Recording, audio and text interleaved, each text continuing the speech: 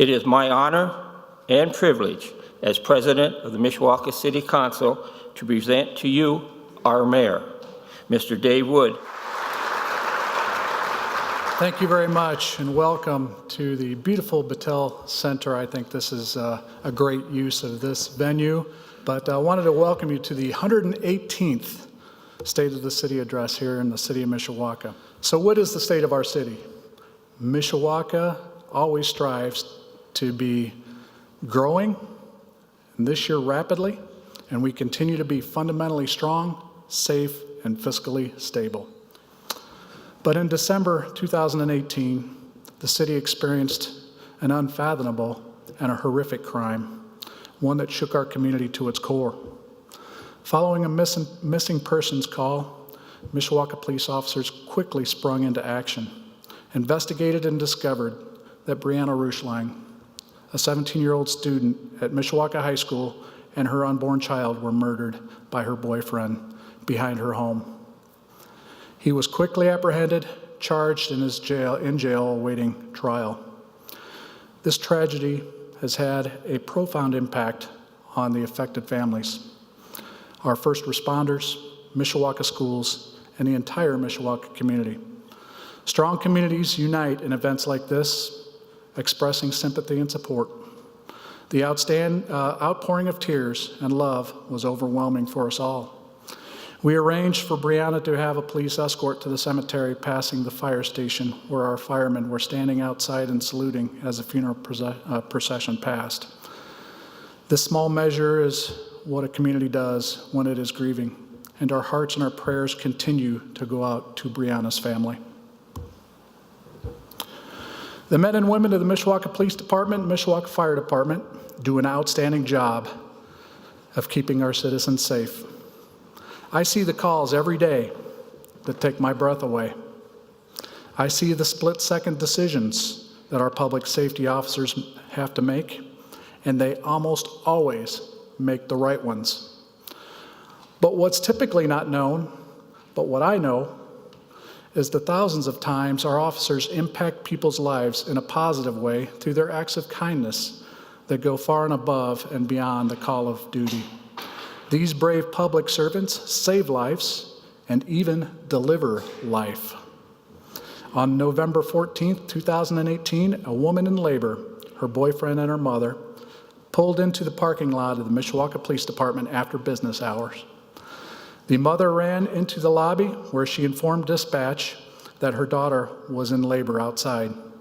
Officers Bo Ennis and Don Siders came on scene. 6 minutes later, with the help of the officers, the mother-to-be delivered a healthy baby.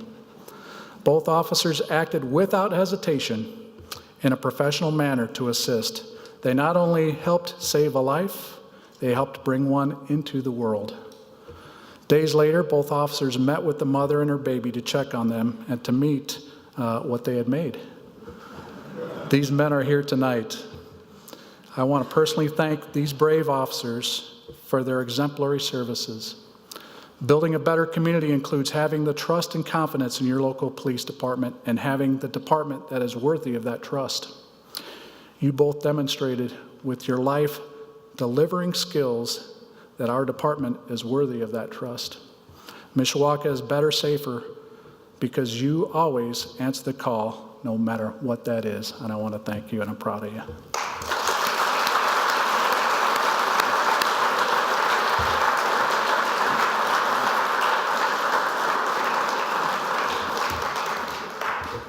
The Mishawaka Fire Department had another record-setting year, responding to 8,009 calls for service in 2018.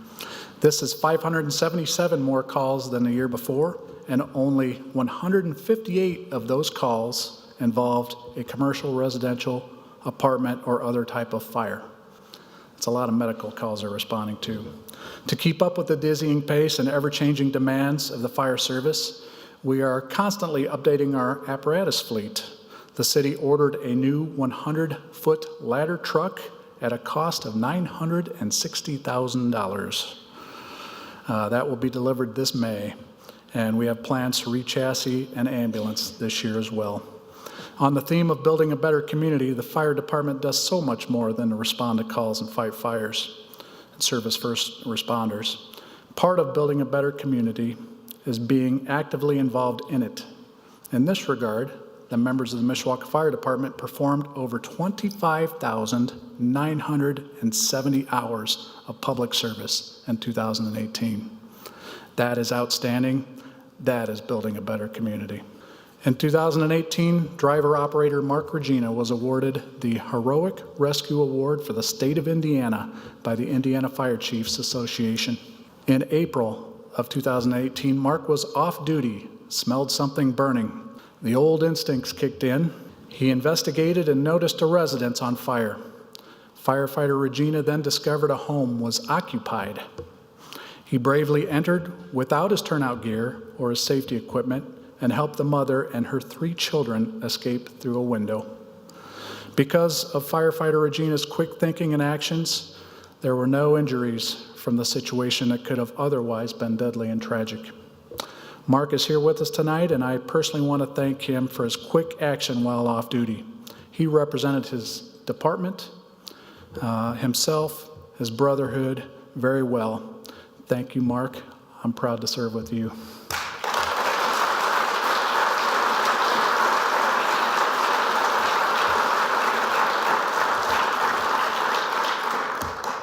We are transforming downtown a new, urban, cool Mishawaka that is mixed use, architecturally significant, and pedestrian friendly.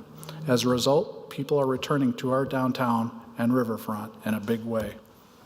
We're always trying to find new and interesting ways to partner with our community and especially with our schools to offer more services and educational opportunities for the public. I'm excited about this new greenhouse project coming to the Battelle Community Center this year, just right across the street. In 2018, our landscape manager, Jake Crawford, he's here tonight somewhere, and students of Mishawaka High School Landscape and Gardening Club raised funds to build a 1,200 square foot educational greenhouse through Patronicity, that same program that helped us fund the fitness court. The community, again, generously stepped up and donated to help us meet our fundraising goal. The community greenhouse will serve the high school and allow our Parks Department to offer new and unique educational programs right here out of our community center and right across the street. We will also raise plants that will be used in our parks and in our downtown streetscaping. Partners are coming forward big time to participate, including Purdue University, Mishawaka Garden Club, Unity Gardens, Lowe's, and more. Again, no taxpayer funds are being used to build this project, and the Mishawaka Buildings Trades classes are going to build that, and I couldn't be more excited about that. The Tribune broke my news early, but downtown continues to see an investment from multiple developers. One significant project got approved tonight, I believe, was the development of a high-end boutique hotel at the former Uniroyal power plant site adjacent to the police station, being proposed by the Brock Group. The project includes a 4-story, architecturally significant, 120-room boutique upscale hotel with banquet facility and restaurant connecting to the Riverwalk. We just completed the development agreement, and construction could begin as soon as this winter of 2019-2020. In 2018, the planning department worked with INDOT to restripe Lincolnway and provide for a more uniform 3-lane travel through the corridor between Capitol Avenue and Logan Street. The city sent out to us. The city sent out.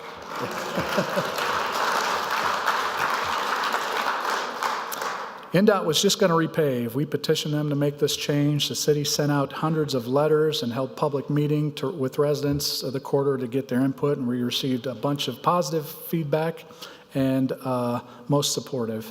This project was envisioned because, as you know, it's a state road and Mishawaka doesn't maintain it. They wanted to make sure that our public was in support of it, so they agreed to allow us to make this new designation. So this spring, the corridor will be resurfaced and restriped into 3-lane section, 1 travel lane each direction, a buffer close to the curb, and a center turn lane. We believe that the proposed restriping will end the Wild West nature that improves traffic flow and safety throughout the corridor for motorists and pedestrians. And I've been flipped off on that corridor driving it like it's supposed to be, so maybe I won't get flipped off as much. But we are very appreciative of our partnership with NDOT and wish to thank them for their willingness to accommodate our city's request for this local improvement. Well, I began this address by being inspired by the Habitat for Humanity Carter Work Project and the theme of building a better community. It seems fitting that I would also want to end with it. That means the end's coming. Since the first 23 homes were built, there's been some exciting developments on the Habitat project. First, the previous owner of the Carter Work Project property saw the impact that the project had on the community and decided to donate the remaining residential subdivision property to Habitat and will accommodate ultimately 40 additional houses.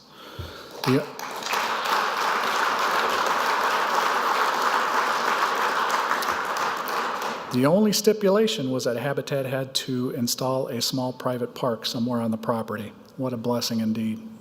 It didn't stop there.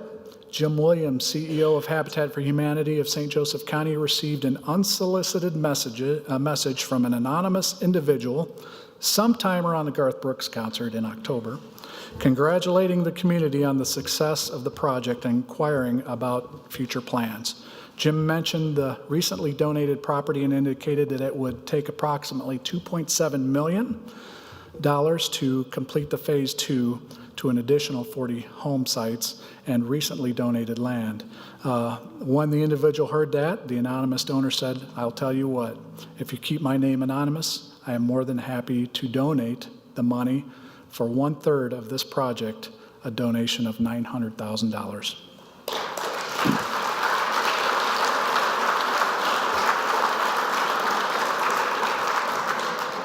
With this great news, phase 2 of the project has been slated for 2020 with another community build to take place in the city of Mishawaka. And we anticipate some very special visitors for that event as well. As a city, we have committed to partnering again. Our challenge and plan is to help build the infrastructure similar to what we did for the first phase. And we will also be continuing to connect that to the local schools through sidewalk improvements and all kinds of things. On one of the City of Mishawaka-sponsored homes, I witnessed a tearful Erica Santibiestian and her 3 sons open the doors and enter their home that we built for her and her family for the first time, just right before Christmas. I was touched that the first thing that the family moved into the house was their family Christmas tree. That evening, Erica sent me a photo of her boys sitting in front of the Christmas tree on the floor in their pajamas, playing board games right around that Christmas tree. I'm not too embarrassed to say that I shed a tear or two that night seeing that photo, and it struck me. That is exactly why we build. Once completed, over the next few years, the Fields of Highland subdivision will contain about 80 new homeowner-occupied homes. On my old abandoned baseball field, property that was unproductive and underutilized, I can already envision this neighborhood full of life with scores of kids growing up in a stable environment and calling the Princess City home, just as I did a few blocks away. I will never be more proud of a project in my entire life as I am of this one. Please join us in continuing to build a better Mishawaka with Habitat for Humanity, and please consider volunteering for this 2020 community build.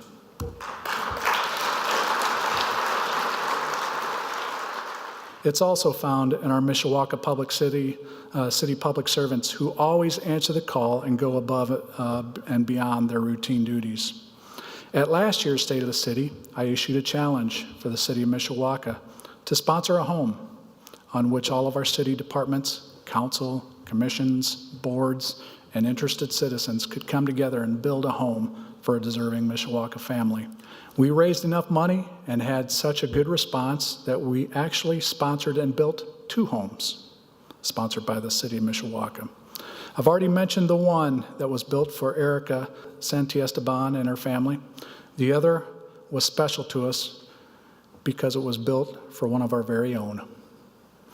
Our co-worker, fellow Mishawaka public servant, and friend, Raven Boston, and her family. We have had the pleasure to watch Raven come to work for us as a JAG program for at-risk teens as she was in high school. That led to a part-time job position in the clerk's office. She'd done such a good job that she was offered a full-time position in the clerk's office. We then encouraged Raven to apply for homeownership with Habitat for Humanity. She did. It was a long, sometimes frustrating process, but she was persistent. She stuck with it. We hope that we built her a good home and that it stands strong and true for her family. There is no way that I can ever repay everyone enough or repay the kindness that was showed to us, but please know that it is appreciated more than you could ever imagine, and that I will strive to serve in a way that would make you proud and my mom proud.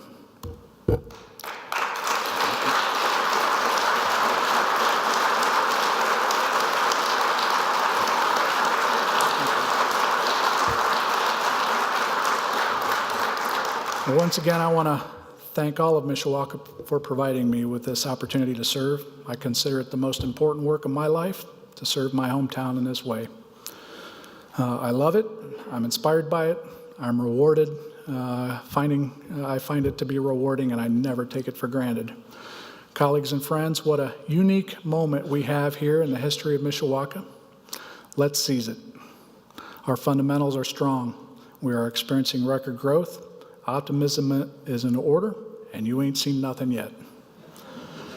I don't know about you, but there's no place I'd rather be, and there's no one I'd rather be sharing this journey with than all of you. May the princess always look over your shoulder, and may God continue to bless you, our citizens, our staff, and our beloved Princess City. Thank you.